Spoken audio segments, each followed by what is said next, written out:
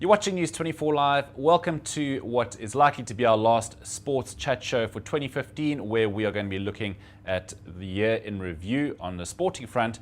I'm joined in studio this morning by Sport 24 editor Garen Lamley to give us his top sporting moments, highlights and lowlights from the year. Garen, thank you very much for joining us today. Morning, Nick.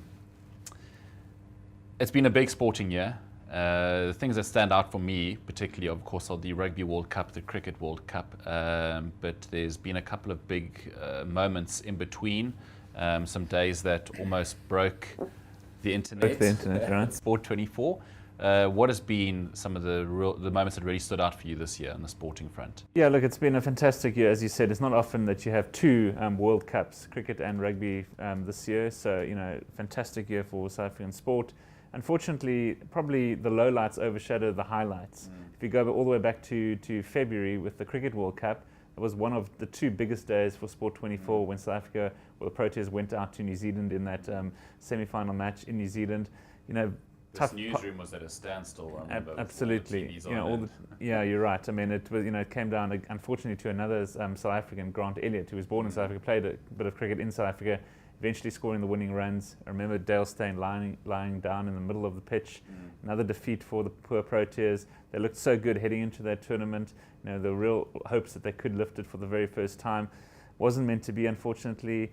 In the aftermath of that defeat, I don't know if you remember all those accusations about SMSs going from Cricket South Africa about who should be playing, who shouldn't be playing in the test team.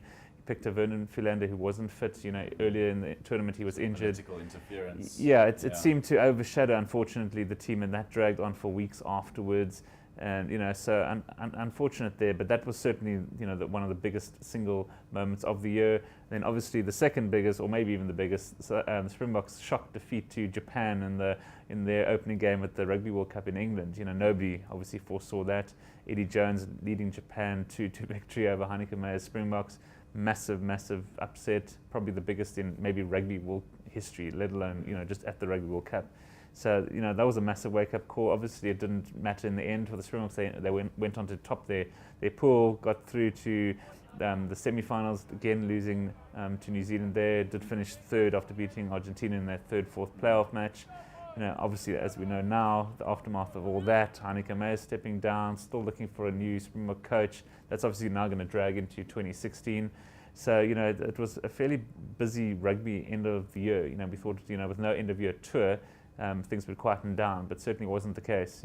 Still looking for a coach. Obviously, the Stormers with Eddie Jones disappearing after a couple of days in charge, it felt like, to take over the England job. Then they appointed Robbie Fleck. So, it's a lot of goings to and fro in the coaching side of things from in a South African point of view. Okay.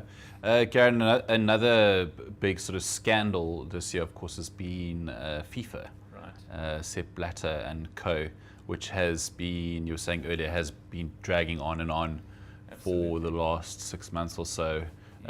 What's that been like covering, and is it getting a bit sort of long in the tooth? Or? It is, as you said, it's been dragging on, and it's going to drag on and on now. Yesterday, Michel Platini and Sepp Blatter both banned from all soccer-related activities for 8 years. They're now going to appeal to the highest court, Court of Arbitration for Sport in Lausanne. Who knows when that will be heard? Who knows what the outcome of that will be? Obviously, both those gentlemen are fairly old already. If Sepp Blatter is banned for 8 years, you can't really see him coming back at all. He's been stripped of the FIFA presidency. They're going to vote on the new president. That's in February next year. So it's all change. It's a sort of, you got the feeling, well, I got the feeling at least, when you sort of start awarding soccer World Cups to Qatar and places like Russia, who aren't sort of soccer powerhouses, there always seems to be like, was there money involved? How's this actually come about?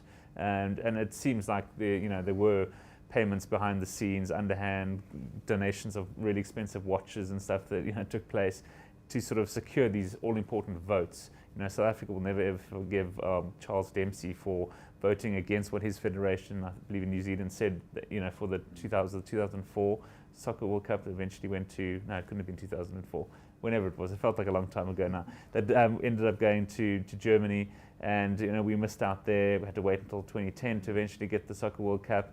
So FIFA is a little bit corrupt. I don't want to say it's just FIFA, seem to be a lot of these organisations, IOC, that also a little bit dodgy in the way they do things.